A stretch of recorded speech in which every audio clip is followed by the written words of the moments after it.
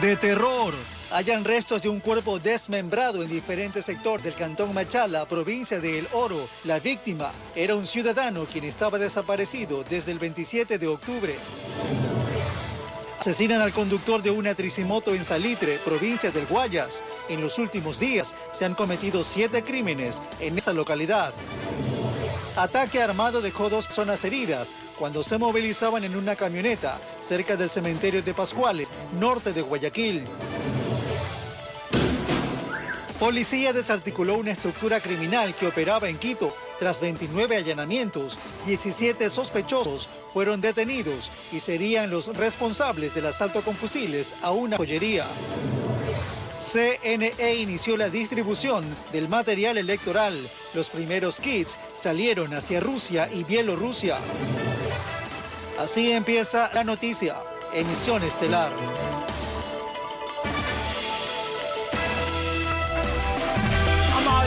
Televidentes, buenas noches y bienvenidos. Empezamos con noticias de Crónica Roja. Asesinan al conductor de una tricimoto mientras laboraba en el centro de Salitre, provincia de Guayas. La policía no dio una versión de los hechos, pero los habitantes exigen más seguridad, pues en los últimos días se han cometido 7 crímenes. Uy, por ahí está, para atrás se fue, dice. Uy, no, Dios. Uy, no, Diosito Santo, que se esconda esa gente ahí. Había salido a una jornada normal, pero antes del mediodía lo empezaron a perseguir hasta el final de la calle lateral del mercado de Salitre.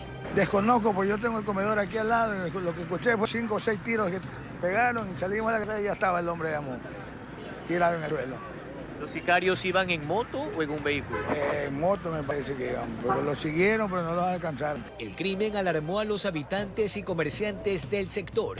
Afirman que están a merced de una bala perdida. Y la gente que está llegando ahora de otros lados porque corren, dicen que por allá matan y vienen acá a esconderse y al final no se sabe quién mismos serán los que vienen a esconderse. A veces personas que andan con niños de 4 o 5 años en este mercado y vienen a comprar, imagínense.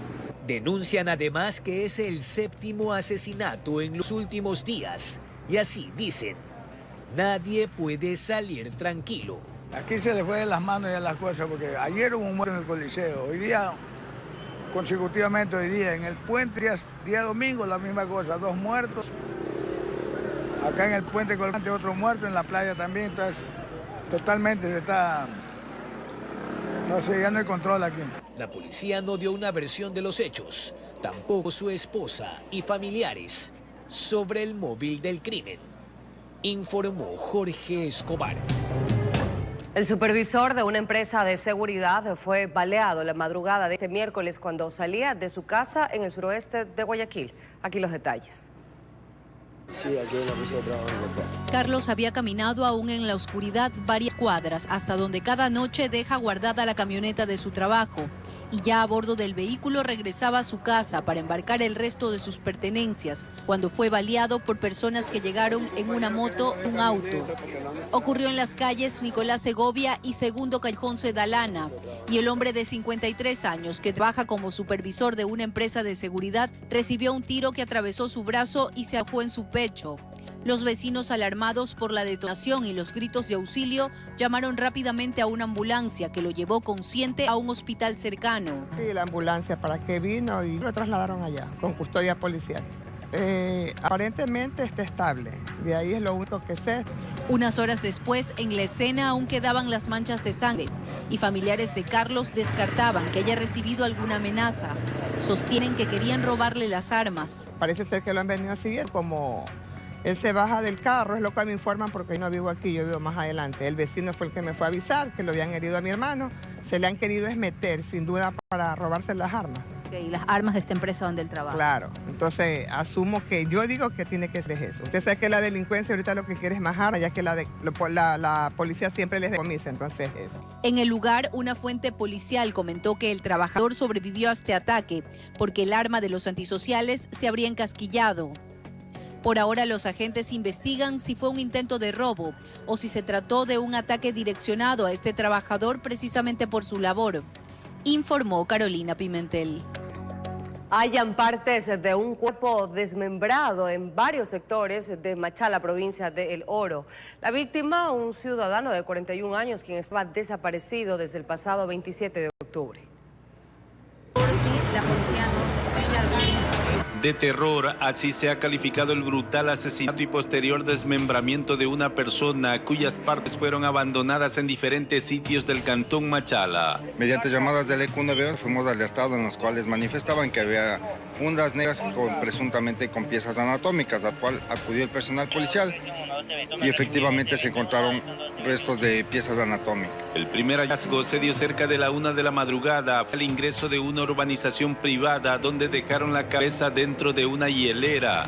2 horas más tarde en la avenida Las Américas y Juan Palomino dejaban los brazos y las piernas de la víctima acompañado de panfletos con amenazas. Posterior en la avenida Primavera, entrada al basurero, en la cual se encontró también 2 motocicletas incineradas, y el último en la 10 de agosto y Circunvalación Norte, la cual contenía fundas con presuntamente piezas anatómicas, de igual manera con panfletos amenazantes hacia las personas. A las 10 de la mañana se generó la última alerta donde se hallaban más partes en estas fundas que el personal de criminalística recogió. Horas más tarde en el centro forense varias personas identificaron a la víctima como Luis Enrique Pacheco Gaona, de 41 años, ciudadano que estaba desaparecido desde la tarde del pasado lunes 27 de octubre. Bueno, esto, como les dije, está en una línea investigativa, no sabría decirles cuál es el mensaje. Una vez que las unidades investigativas recaben mayor información, se les podrá dar de qué se trató el hecho. Agentes de DINASED investigan este horrendo crimen que ha causado conmoción a población.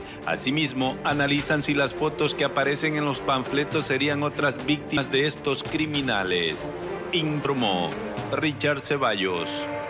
6 lanchas fueron incendiadas durante la madrugada del martes en la zona del Varadero del cantón Villamil Playas. Este ataque habría sido perpetrado por extorsionadores, quienes ahora pretenden exigir pagos mensuales para dejar que los pescadores trabajen tranquilos. Eran nomás desde un comienzo, ya ahorita ya se están quemando como 6 lanchas. Estas imágenes fueron captadas por parte de ciudadanos que nada pudieron hacer más que resignarse a observar cómo sus lanchas se consumían en medio de la hoguera. Efectivamente, el día martes aproximadamente a las 5 de la mañana fueron incendiadas 6 embarcaciones en el muelle al lado del lugar donde venden mariscos. Como llegaron posiblemente en vehículos, botaron combustible, algún tipo de combustible, y posterior fue lo que incendiaron las embarcaciones. Un día después, este fue el escenario que encontramos en el varadero de las lanchas pesqueras en el cantón Villamil Playas. Detrás de esta acción se encontrarían grupos de extorsionadores exigiendo pago a los pescadores para permitirles trabajar tranquilos. Aparentemente se encuentra solicitando la cantidad de $50 por primera vez y posterior la cantidad de $25 mensuales. Pero eso no es todo. Se conoció que actualmente los pescadores artesanos deben pagar a un grupo delictivo que ya los está extorsionando hace mucho tiempo. Los obligan a realizar transferencias bancarias y cada vez que inician su faena, deben presentar el recibo de ese depósito para que los dejen trabajar. Lo ocurrido la madrugada del martes sería por parte de otro grupo delictivo que también pretende cobrar la famosa vacuna. Y a las unidades especializadas ya se encuentran tras las pistas para poder determinar con quiénes son los causantes de este hecho ocurrido el día martes al amanecer.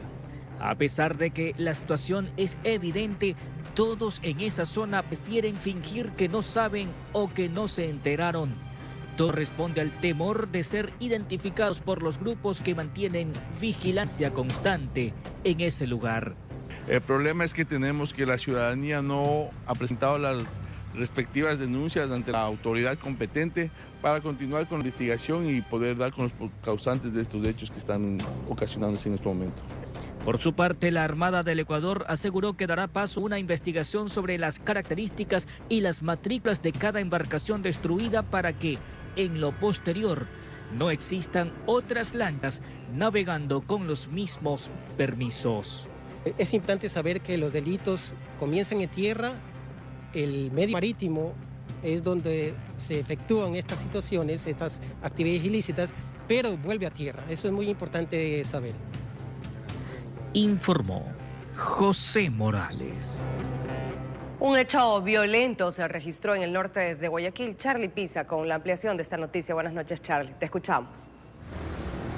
Buenas noches, Ana y amables televidentes. Así es, esto ocurrió aproximadamente a las 17 horas frente al cementerio de Pascuales, en esa parroquia del norte de Guayaquil, donde había un grupo de ciudadanos que estaban conversando y ahí 2 hombres fueron baleados por sujetos que arribaron en una camioneta, se bajaron y abrieron fuego contra los presentes, pero solo 2 resultaron heridos y fueron trasladados inmediatamente hasta una casa de salud. Luego arribó la Policía Nacional, fijó los indicios y también tomó varias versiones a testigos y a las personas que fueron trasladadas a diferentes centros médicos para que sean atendidas. Por ahora el cuadro clínico de estos ciudadanos no ha sido revelado por parte de la policía, que realiza las respectivas investigaciones. En el mismo lugar, a pocos metros, una camioneta terminó con varios orificios de ingreso de proyectil en la carrocería y el área fue acordonada por la policía y están realizando otras verificaciones. ¿Por qué? Porque esta es una zona muy conflictiva en el exterior del cementerio de Pascuales, donde estuvimos hace poco de un mes, hace menos de un mes. Hubo otro hecho violento a pocas cuadras, donde 2 jóvenes fueron asesinados en el exterior de un domicilio. Esperamos mañana tener versiones por parte del jefe del distrito Pascuales sobre esto que ha ocurrido la tarde de hoy en esa parroquia. Adelante, Ana. Agradecemos a Charlie Pisa por este informe.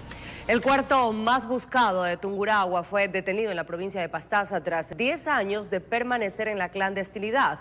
Sobre el sujeto pesa una investigación por violación a una niña de apenas 11 años. El sujeto corpulento fue detenido en Puyo, provincia de Pastaza. El cuarto más buscado de Tungurahua, dice la policía, acusado de haber ultrajado a su hijastra de solo 11 años. Este hecho fue suscitado en el año 2015, específicamente en el cantón Ambato. Lamentablemente, este suceso se repitió en varias ocasiones. Según el jefe de la unidad de detención de personas de alta peligrosidad, el sospechoso habría aprovechado la cercanía que tenía con la víctima para proceder. La madre puso la denuncia, pero el responsable decidió escapar. Una década buscándolo. Jorge Raúl Tete, de 51 años de edad, en ese momento pues tenía 41 años y de esta manera puso en conocimiento de la autoridad y se emitió una orden de captura en su contra. Producto de eso, el ciudadano fugó y se encontraba 10 años prófugo de la justicia. Las series de televisión donde los delincuentes hacen todo lo posible para evitar ser identificados no está lejos de la realidad. El hombre utilizaba la cédula de su hermano, se quitó el cabello, subió de peso y se sometió a procedimientos estéticos. Se realizó una cirugía estética para retirar características particulares que él tenía, en efecto, lunares sobre su rostro. De profesión, abogado, daba asesorías legales. A la par, también ejercía labores de carpintería. Su núcleo familiar sabía qué decir si es que preguntaban por él. Eso dificultó aún más la búsqueda, pero cayó. De ser hallado culpable, tendrá quizá que pasar lo que le resta de vida en la cárcel. Una pena que supera los 22 años de privación de libertad. Informó Marilyn Jaramillo. Revisemos otros temas. El gobierno impulsa el desarrollo del país con la entrega de 6,9 millones en créditos y la segunda fase del programa Jóvenes en Acción, que beneficiará a más de 80.000 participantes. El primer mandatario cumplió agenda en la provincia de La Suay. El compromiso del Gobierno Nacional con el desarrollo económico y social del país se refleja en acciones concretas que promueven la inclusión financiera, el empleo y las oportunidades para los sectores productivos. El presidente de la República encabezó en la provincia de La Suay la entrega de créditos y recursos dirigidos a emprendedores, productores y jóvenes ecuatorianos. Hasta ahora, Banecuador ha colocado 2.2 millones de dólares en el país, impulsando directamente a los pequeños productores. Hoy destinamos 4.7 millones de dólares para Suay y Loja. Desde Banecuador se destacó el programa crediticio productivo 7x7 para impulsar la productividad nacional, facilitar el acceso al financiamiento y acompañar a los emprendedores para que sus proyectos crezcan y generen empleo digno. En el tema de Banecuador, el crédito 7x7 está avanzando de manera importante. Es un crédito al 7% anual y hasta 7 años plazo, que está orientado a la agricultura, a la ganadería y a partir de la próxima semana a ciertas actividades como por ejemplo las pymes y las MIPYMES. Asimismo, la Corporación Nacional de Finanzas Populares y Solidarias destacó la canalización de recursos, ampliando el acceso a financiamiento en los territorios rurales. El Gobierno Nacional ha colocado hasta la fecha 545 millones de dólares para impulsar a los actores de la economía popular y solidaria, a esos productores, a esos agricultores, a esos comerciantes. En otro acto realizado en la misma provincia, el presidente Noboa inauguró la segunda fase del programa Jóvenes en Acción, que tiene como objetivo ofrecer oportunidades laborales y de formación a la juventud ecuatoriana. En esta nueva etapa, alrededor de 80.000 jóvenes se han incorporado desde octubre a distintas áreas de varios ministerios.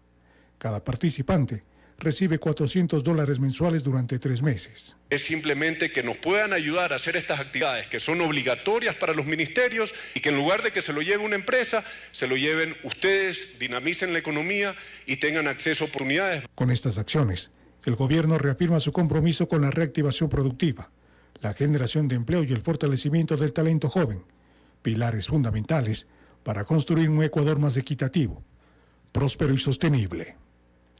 Informó Miguel Ángel Boya. El CNE comenzó con la distribución del material electoral. Los primeros kits salieron hacia Moscú en Rusia y hacia Bielorrusia. 210 femenino, 201, 10 masculino. Bajo estrictas medidas de seguridad, el Consejo Nacional Electoral CNE y la empresa integradora Moncar armaron los primeros kits electorales que tomaron vuelo hacia Moscú y Bielorrusia. Con el tema del exterior es bastante particular, porque ahí tenemos que articular con el Ministerio de Relaciones Exteriores, con Cancillería obviamente, con Policía Nacional, Fuerzas Armadas, grupos antiexplosivos, antidrogas, antinarcóticos en este caso. Por eso es que justamente para el exterior hay un proceso más riguroso de control. No digo que para los otros, los de aquí netamente nacional, no se lo haga. Con los 521 paquetes electorales, arrancó la distribución del material a utilizarse el próximo 16 de noviembre. 31 se despacha el resto de las zonas del exterior, de las 3 circunscripciones, y vamos a continuar con los despachos del 5 de noviembre ya, el miércoles 5, con toda la Amazonía, excepto Zamora Chinchipe, que esta va siguiente día con un convoy a Loja. Con vigilancia de personal de las Fuerzas Armadas, trabajan 35 miembros del CNE, alrededor de 50 de la empresa integradora. El kit se conforma primero de material electoral que es proveído por el Instituto Geográfico Militar, que hablamos la funda de documentos electorales y la de papeletas electorales. Ya como parte del paquete electoral íntegro es material genérico, que hablamos de ceras dactilares, almohadillas, sellos en blanco, esferográficos, sobres electorales y material de seguridad, que son los candados, las cintas de embalaje, los sellos void, que son para el retorno de los paquetes electorales, y complementariamente las urnas y los biomos. Las circunscripciones del exterior y provincias amazónicas son las primeras, por el tiempo que demanda su traslado, informó Héctor Romero. 10 de la noche con 20 minutos, es momento de un corte comercial, pero al volver de esta pausa, prestan mucha atención porque desmantelan banda de extorsionadores. 2 implicados operaban desde la cárcel. Los detalles enseguida. Quédese con nosotros.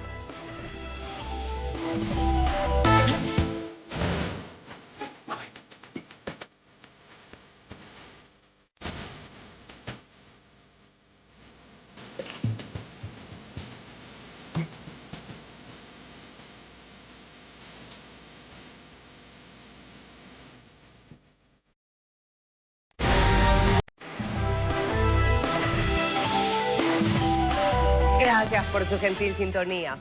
La Policía Nacional desmanteló una banda de extorsionadores que operaba en Guayas y Los Ríos. 2 de los implicados operaban desde la cárcel. Una peligrosa banda dedicada a la extorsión fue desarticulada durante una operación policial ejecutada en los cantones Durán y Juján, provincia del Guayas.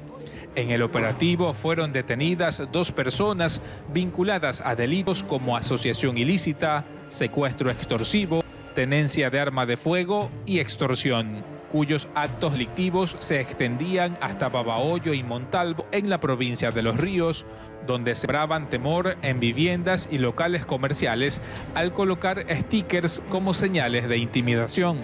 Procedían mediante el uso de la fuerza, la intimidación, muchas veces utilizando artefactos explosivos, detonaciones, realizaban un perfilamiento de víctimas en relación a su estado económico, a su situación económica, y procedían a pedirles bajo esta extorsión altas sumas de dinero. La operación Fénix 0328 fue el resultado de 3 meses de trabajo conjunto entre las unidades especializadas de la Policía Nacional y la Fiscalía General del Estado. Las investigaciones permitieron establecer que este brazo delictivo pertenecía a un grupo armado organizado, con varios de sus integrantes operando desde un centro penitenciario, quienes también serán procesados judicialmente. Desde la penitenciaría del Litoral, estos ciudadanos realizaban las llamadas, las personas perfilaban, son los 2 ciudadanos que ahora están ya detenidos, y ellos eran también los ejecutores. Nosotros vamos a presentarles un sticker que ellos ponían al domicilios o a las empresas, o también a locales comerciales donde ya realizaban la extorsión, y significaba que ellos ya semanalmente o por un lapso de tiempo tenían que entregar una determinada suma de dinero. Según los reportes policiales, la organización obtenía alrededor de $7.000 semanales, producto de extorsiones y secuestros. Con la detención de 4 implicados y las evidencias recopiladas, las autoridades esperan desarticular por completo la estructura criminal y devolver la tranquilidad a los habitantes de Guayas y Los Ríos, informó Martín Soto. Elementos de la policía desarticularon una estructura criminal que operaba en Quito.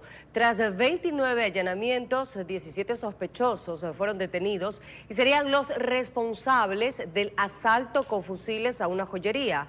En las intervenciones se detuvo al presunto cabecilla.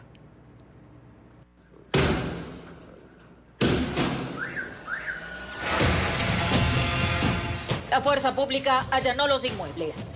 El objetivo, dar con un brazo armado de un grupo de delincuencia organizada que operó en Quito desde hace más de un año. Se trata de Operativo Libertador 3, desarrollado en la mitad del mundo, Calderón, Zavala, San José de Morán, Carapungo y otros puntos de la urbe, dedicados al robo a entidades financieras, secuestro, extorsión y sicariato. 17 personas detenidas en total. Hemos detenido a la estructura completa de los lobos aquí en la ciudad de Quito. Así es, la fuerza pública puso en ejecución el plan la madrugada de este miércoles. Por ejemplo, en este domicilio estaba quien, según el ministro del Interior, comandaba las órdenes. Hemos capturado al líder de los lobos en Quito, alias el Gordo Arturo, quien tiene más de 7 detenciones y que en el último año ha viajado por varias ocasiones a Colombia, por lo cual estamos investigando de qué se tratan estos viajes. Como sabemos que esta estructura también maneja y tiene acusación por manejo de drogas. Las investigaciones iniciaron en abril. Les pisaban los talones tras hechos violentos que convulsionaron a la ciudad. El sábado 23 de noviembre del 2024 asaltaron una joyería en un reconocido centro comercial con fusiles y vestidos de policías. El viernes 4 de abril del 2025 intentaron asaltar un blindado en otro centro comercial del sur de Quito. Y el 11 de julio de este año, el cabo de policía Miguel Ángel López fue encontrado en un terreno baldío en el sector de Mastodontes. La víctima tenía una decena de impactos de bala. Estaba amordazado y con múltiples golpes. Pedían por su liberación una fuerte suma de dinero, el móvil del crimen, por el hecho de ser uniformado. Quien fue secuestrado, y deben recordar usted que pedían $15 millones por la liberación de él. Más de 100 uniformados participaron de esta operación, en la que además se identificó altares a la Santa Muerte a la que se encomendaban. Las evidencias, vehículos, celulares, uniformes policiales son parte del proceso investigativo. Con cámaras de Carlos Romero, informó Marilyn Jaramillo. 2 antisociales armados asaltaron a los pasajeros de un bus de la Metrovía en el sur de Guayaquil. Los usuarios exigen mayor seguridad en las unidades.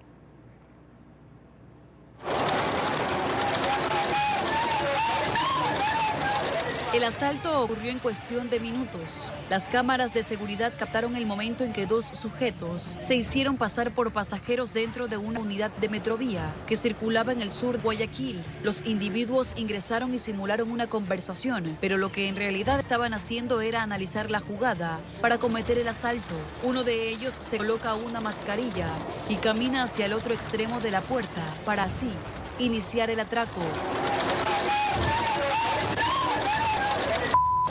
El hecho se registró a las 11 de la mañana del martes 28 de octubre. Los delincuentes armados amedrentaron a las personas y robaron sus pertenencias, mientras que el conductor continuaba con su ruta sin poder intervenir por temor a represalias. Los niños estos majaderos que se meten, no se meten por las puertas, no pagan pasaje, se meten es cuando la Metrovía llega y abren las puertas. Incluso hasta se meten por la puerta y el guardia lo que hace es hacerse los ciegos.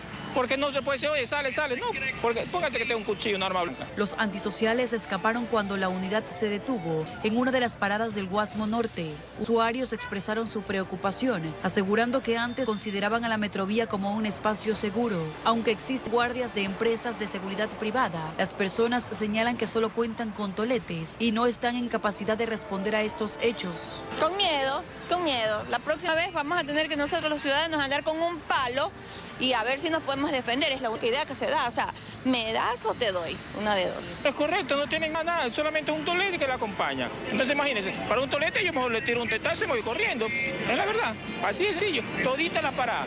Y al menos la parada es más abajo de los Guamos, no tiene ni cómo comunicarse. Por su parte, la ATM, entidad que administra el sistema de Metrovía, se pronunció mediante un comunicado, indicando que luego del asalto el conductor activó de inmediato el botón de alerta, mediante el cual se notifica al centro de control para comunicarse con la Policía Nacional e iniciar con las investigaciones correspondientes para dar con el radero de estos antisociales. Y esta es la realidad, esta es la realidad, este es el día de vivir de todo ciudadano. No es solo mía, salimos nerviosos viendo primero que no haya nadie por ahí. Una moto, ¿no? O corro o me tiro al suelo. Informó Amy Moreno.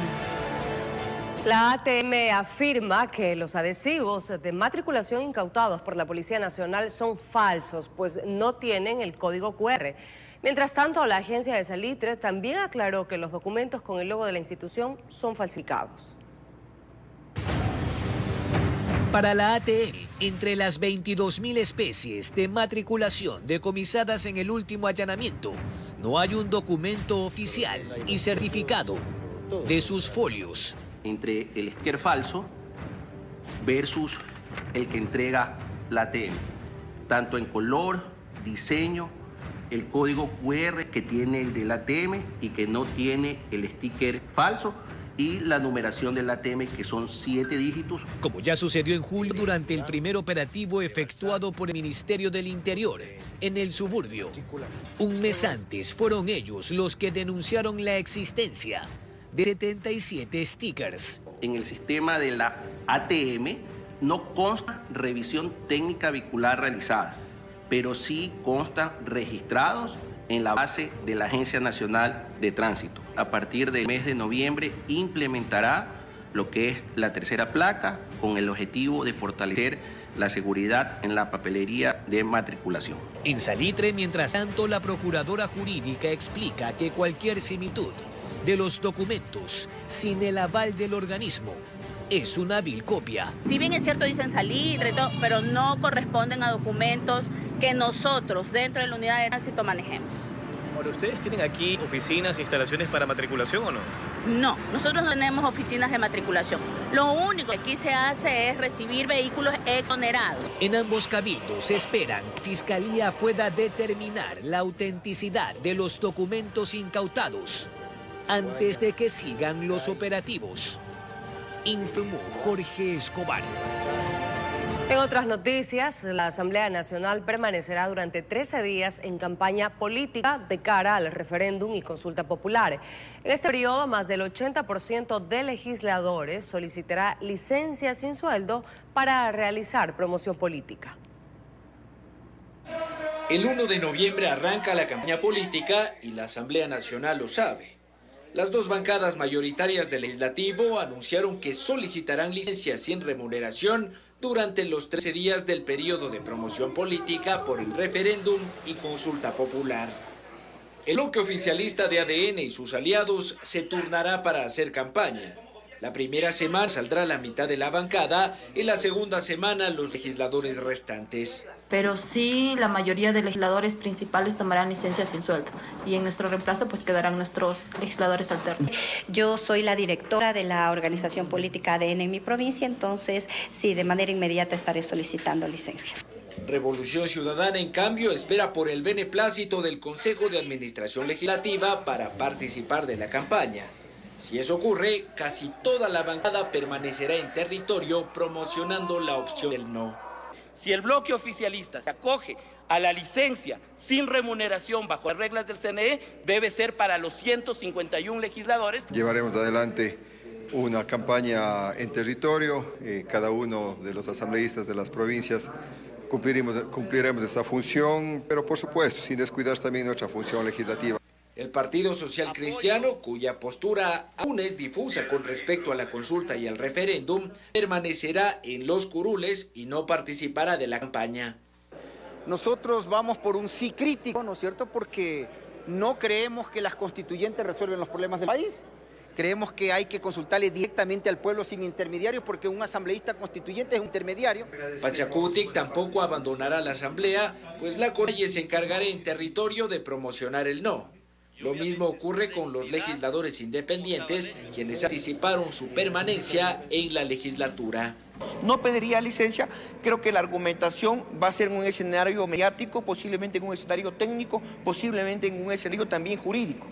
No tengo en mi agenda solicitar la licencia, insistí yo de que la campaña obviamente tú puedes hacerlo de diferente manera sin necesidad de estar en licencia. La Asamblea no suspenderá sus funciones durante estas 2 semanas, pero sí limitará el desarrollo de las sesiones en el Pleno y comisiones, pues cerca del 80% de sus integrantes titulares podría ausentarse de sus curules, informó Álvaro Terán.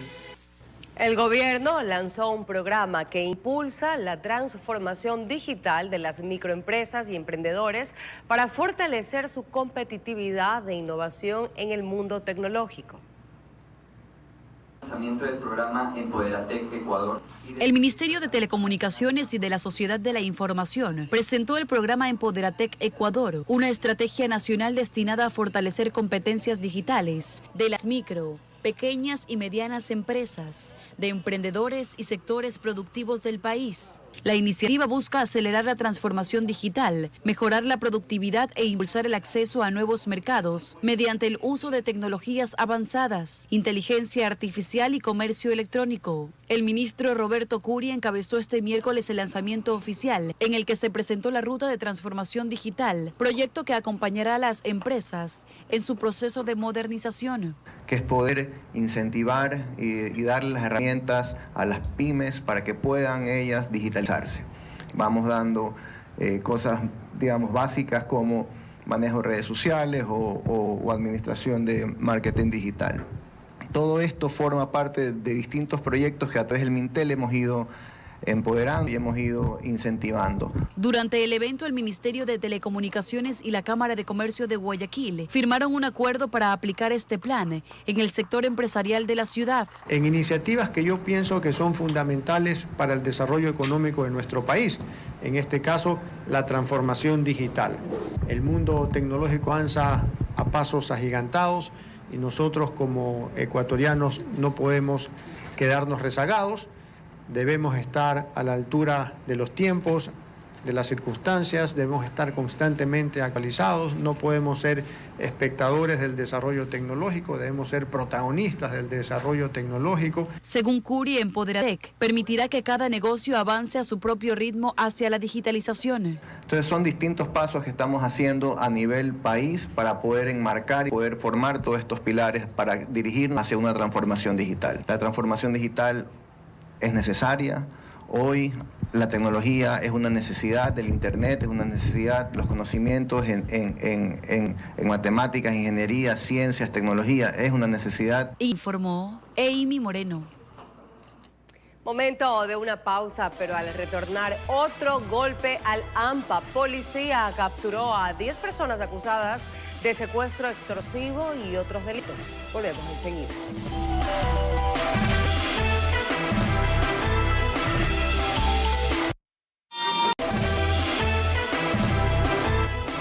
Agradecemos su gentil sintonía. La policía capturó a 10 personas acusadas de secuestro extorsivo y otros delitos que operaban en varias ciudades. Su aprehensión se logró luego de trabajos de inteligencia. Fueron 10 los allanamientos ejecutados a través de órdenes judiciales en Guayaquil y Durán, en Guayas, y en el cantón Buena Fe, en Los Ríos, los cuales permitieron la detención de 4 mujeres y 6 hombres.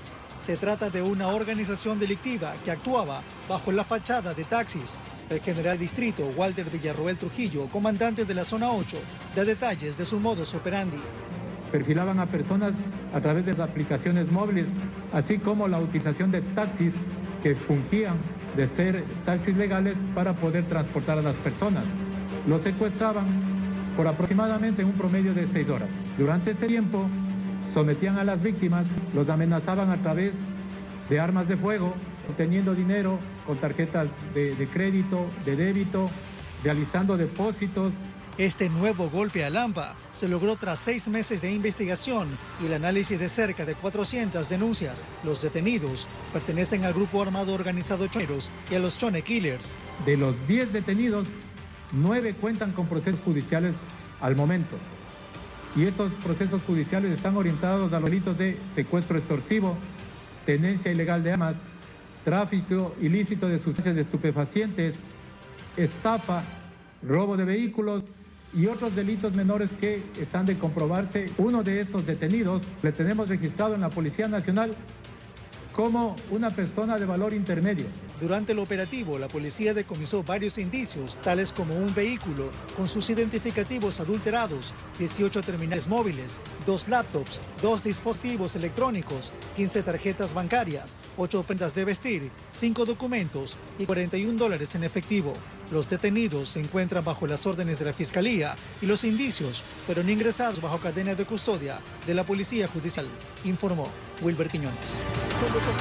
Un equipo de este informativo visitó el barrio donde hace 19 años se registró un macabro hecho en el que un joven asesinó a su madre y la desmembró en la isla Trinitaria sur de Guayaquil.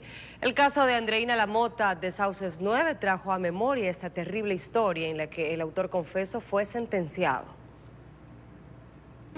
Es Vicente Bravo Won, de 20 años de edad, acusado de matar a su propia madre. Así lo contaba ese informativo en el año 2006, de una terrorífica historia, del crimen de una ciudadana que fue atacada por su hijo en su casa. Es la Cooperativa Independencia 1 en la isla Trinitaria al sur de Guayaquil, donde acudimos luego de 19 años. El barrio cambió, las calles ya no son de tierra, las casas fueron remodeladas y donde ocurrió el caso del matricidio, existe otra vivienda. La familia anterior vendió la casa y aquí habitan otros ciudadanos. En los primeros instancias decían que penaba porque se escuchaba bulla, gritos, no había nadie ahí. Le vino otra gente, alquilaron, también se fueron, dejaron botados. Hasta que ya la vendieron. Hasta que la vendieron. Las personas que viven tranquilamente. Por estos barrios aún recuerdan la noche en que llegó la policía junto al ciudadano de 20 años. Y ante ellos, él confesó lo que había realizado con el cuerpo de su progenitora. El tórax lo dejó tapado con unas hojas de zinc, las extremidades arrojadas en un pozo séptico y la cabeza escondida en un monigote. En el barrio era tranquilo ese muchacho. Nadie se imaginó, nadie. Sino que la criatura que estaba con él viendo, el niño es el que decía que la había cogido con la sierra, había hecho así, y que la mamá estaba aquí, que la mamá estaba acá, que la mamá estaba allá. Había estado drogado, estaba en el billar tomando y quería más dinero, la mamá no le dio, pelearon, le insultó, la golpeó. La señora también se había parado, ahí es donde sin querer la mató. Para ese entonces, un fiscal acudió a la escena del crimen y contaba aún asombrado lo que había sucedido en ese lugar con la señora Marta Cecilia Won, de 48 años, quien primero fue apuñalada por el hombre que por 9 meses llevó en su vientre y lo trajo a este mundo. Cuerpo desnudo, en estado ya de putrefacción, de inicio de putrefacción, sin la cabeza y sin los miembros superiores. El caso de Andreina en Sauces 9, quien también mató en similares circunstancias a su señora madre, que por coincidencia también llevaba el nombre de Marta, recordó a los vecinos la terrorífica historia de aquel octubre de 2006. Se repitió la historia, mira, ahí otra vez uno no se da cuenta de a quién estás criando y su mentalidad cómo va a ser en un futuro también, ¿no? Vicente Bravo ahora tiene 39 años. En 2007 fue sentenciado a 25 años de reclusión mayor por el asesinato de su madre. Aún debe cumplir 5 de la pena y 2 más por una sentencia al tener objetos prohibidos en la cárcel regional, informó Charlie Pisa. La Policía Nacional, Fuerzas Armadas y la Comisión de Tránsito del Ecuador definieron acciones para establecer el control y seguridad en las principales zonas turísticas del país. Además, los puertos, aeropuertos, mercados y cementerios estarán muy vigilados. Mantuvieron una reunión en el ECU 911 en San Borondón para planificar acciones en lo que será el feriado más largo de este año, el de los difuntos e independencia de Cuenca. El bloque de seguridad y la gobernación de Guayas definieron los puntos donde estarán desplegados en estos días de descanso. Nosotros vamos a tener nuestro personal acantonado desde la salida de terminales terrestres, terminales aéreos. Vamos a tener la seguridad en las carreteras donde nosotros tenemos competencia y en donde no las tenemos las coordinaciones con la CTE. A nivel nacional habrá 45.000 policías destinados a ciudades turísticas y donde hay reportes de incremento de hechos violentos y delictivos. La CTE pondrá a disposición 2.800 uniformados. Va a cubrir 297 puntos o zonas críticas, cubrirá también 56 cementerios y 49 sitios turísticos para este efecto. Pero en cuanto a las Fuerzas Armadas, por razones de seguridad no conviene en este momento decir cuál es el número. Es importante que sepan que estamos al 100%. El viernes iniciará este operativo de control, tanto en la zona 5 como en la zona 8. Con esto buscan que los ciudadanos mantengan orden y seguridad, aunque hay un cantón en Guayas donde los crímenes se han incrementado en los últimos días.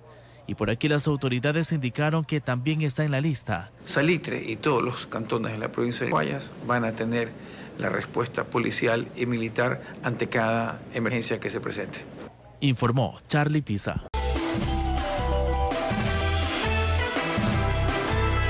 Por la policía de Río de Janeiro contra las mafias en 2 de las favelas más peligrosas de la ciudad, el número de víctimas aumentó a 132. Organizaciones de derechos humanos denunciaron un aparente uso excesivo de la fuerza.